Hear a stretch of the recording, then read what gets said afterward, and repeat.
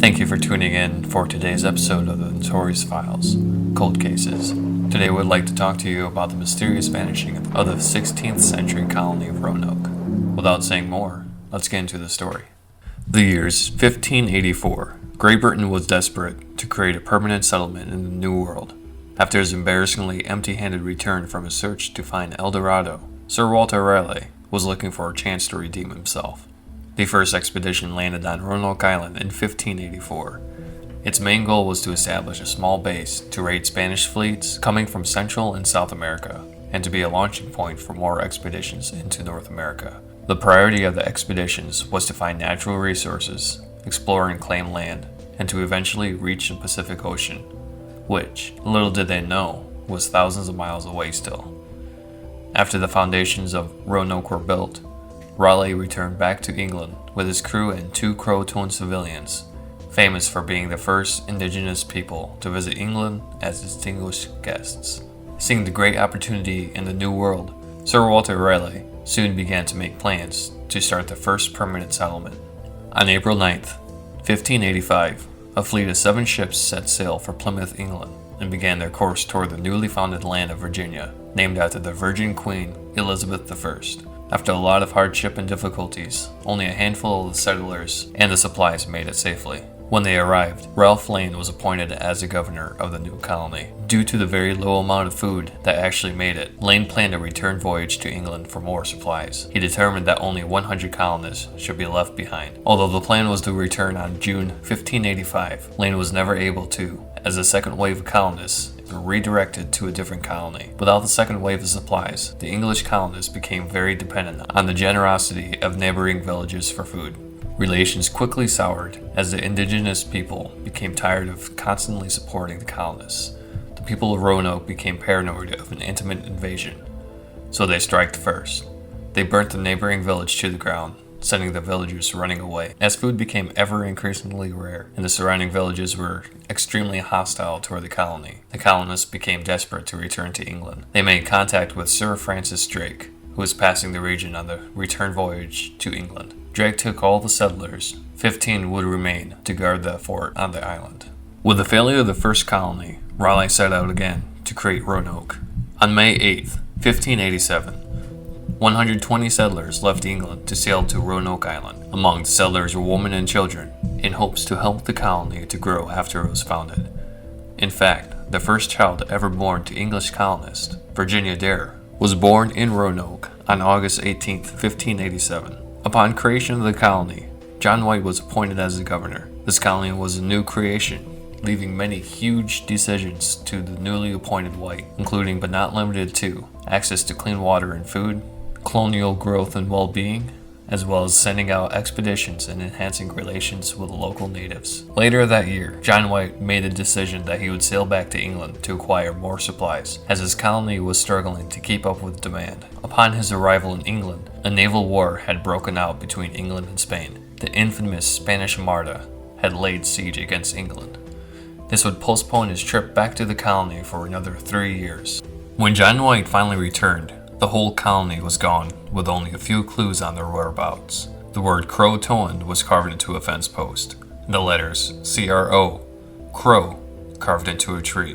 When the sailors made landfall, several plumes of smoke were seen in the distance, but White, nor any of the English sailors, could pinpoint where they were coming from. All of the buildings were disassembled, and large trunks that White left buried in the ground, waiting for his return, were dug up and looted. Fresh footprints were also noted to have been found, but their creators were never identified. The landing party returned to their ships, the Hopewell and the Moonlight, and planned to return in the morning. However, the Hopewell's anchor cable snapped. Now wanting to be shipwrecked, the crew was forced to return to England. The crew of the Moonlight agreed to stay the winter in the Caribbean and return to Roanoke in the spring. As fate had it, however, a strong wind blew the ship off course, and they too were forced to return home. With all the mystery surrounding the lost colony of Roanoke, there has never been shortages of theories of what could have happened to the colony. Without saying more, let's dive into the theories. And now we're going to move on to the theories of what could have happened to the colony of Roanoke. Obviously they disappeared. There's a lot of theories running from semi-sensible to complete BS like normal. The first theory that we'd like to talk to you about is the possibility that they were assimilated into local Native American tribes. John Smith had an account, a savings account. Yeah. Obviously. Gotta keep that cash. John Smith had an account where he had been captured by the Powhatan Indian tribe, and their leaders had, while he was in their custody, talked to him about a few different tribes, a few different like little cities that had European influence. It's definitely a possibility that there were some Englishmen and or women that were assimilated into their tribes, and obviously that culture could have influenced and been a part of why that they had some European influence culture. John Smith was released after a little bit, and he wrote a letter and kind of created a map to go along with it, showing where the two cities were at, but it was mysteriously lost. Original map was lost and obtained later by a guy named Pedro de Zuguina. But for the most part, it was lost for a time. The map was rediscovered in the late 19th century. That's one of the possible simulation theories. Moving on to part 2 of the possible simulation, they could have been assimilated into the Croatoan tribe. Croatoan and Crow were both carved into the tree at the lost colony of Roanoke when it was discovered that they were missing. The Croatoans and the settlers at Roanoke had a notoriously good relationship with each other. In 1709, John Lawson wrote in a book, A New Voyage to Carolina, of the Croatoans who claimed they had European ancestry, which, I mean, the only way they probably would have gotten that is if they would have gotten with some Europeans and had some European babies. So, I mean, that in itself is a pretty good theory, pretty good evidence of the assimilation theory for the Croatoans. I think this is probably one of the most reasonable and straightforward theories. I think this is probably one of the more likely things that could have happened. Yeah, it's also kind of like before John White left, he was like, hey, carve in the place where you're going to. Mm-hmm. And they carved in Croatoan, so like it's almost common sense that they probably went to Croatoan. But, you know, people love a mystery. So. Yeah. Hopefully you guys do too. And there's a lot more theories too. So. Oh gosh. Yeah, they're only gonna get crazier. Aliens kidnapped all the colonists in their houses. Yes. Because why not? They could have just abducted them, and it would have been like rapture lights going up into the sky and then they'd be gone. I think that's a very common theory for many things that you can't explain as aliens. Aliens. I'm going to put my money down on aliens. They kidnapped the colonists, and they're just chilling out in space, drinking beers. Another theory is that the Spanish may have murdered the settlers. However, that's probably not true, because the Spanish didn't really know where Roanoke was. And as many people can guess, it's kind of hard to kill something when you don't know where it is. Very reasonable, yeah, that's fair. I mean, it'd be a little ironic if they had set up their colony to attack Spanish fleets and then been murdered themselves by the Spanish. Yeah. At least seen as extremely unsuccessful, if not totally ironic. Yeah, and it's almost kind of like, also kind of with the same points with the local tribes attacking, is that first, the buildings were dismantled, and secondly, there's no bodies found. So if the Spanish did attack, you'd think that there'd be kind of some signs of an attack. There'd be some significant damage to the structure, to the people, to the landscape, whatever. But there was none. So, like, what happened? Probably not that. The trees. Back to the trees. The Spanish turned them into trees and then burned them. Could be a Spanish witch. Spanish witch. That sounds like a sandwich. That's exactly what I was thinking. Guys, we're on a Spanish witch? The sandwich. defeating the sandwich only makes it tastier. Just see like a ham bologna sandwich floating in the air, like, ooh, I'm gonna turn you into trees. They're just the Spaniards are on their ship and they open the door and the sandwich floats out. But anyways, Nailed it.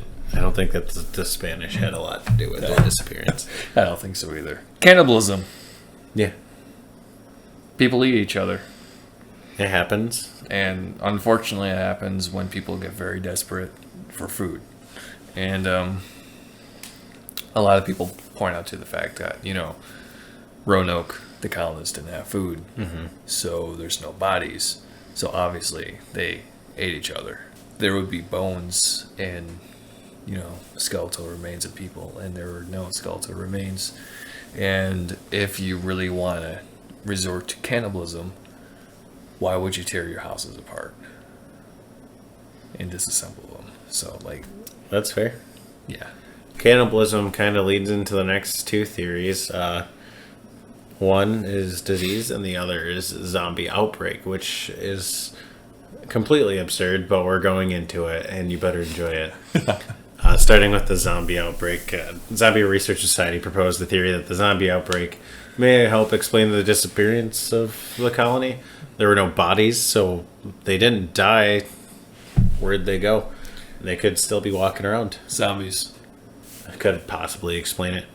The Zombie Research Society also has a researcher named Andre Freeman who noted that a Harvard archaeologist, Lawrence Stagger, claimed to have finding evidence of mass cannibalism at Roanoke, which leads back to cannibalism. Zombies eat people, and just because you're a zombie doesn't not make you a person. So that's people eating people who could have also eaten people. So it's like peopleception. Inception. Since John White was gone for 3 years, that's 3 years that zombies could have found a place to walk and go either melt into the ground or walk to a different place. Yeah. I mean, I feel like zombies probably could make it through the water if they tried hard enough. Point number 6. It's bullshit. It was aliens. Moving on. Moving on to disease. I've talked about it several times, at least in the last few minutes. The plague could have been running rampant. It was a very popular disease both in Europe and throughout probably some of the colonies at certain points in time. It is a very nasty disease that kills many people, especially since they don't have any tolerance to it. Yeah. Any tolerance to it. And no vaccinations at the time. It's possible that they could have quarantined part of their colony into smaller groups to try and keep the spread of the plague or illness that had gone through.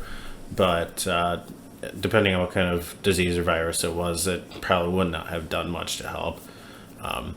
Somehow they would have had to have disposed of the bodies, whether that be mass burial, burning, something like that, cannibalism.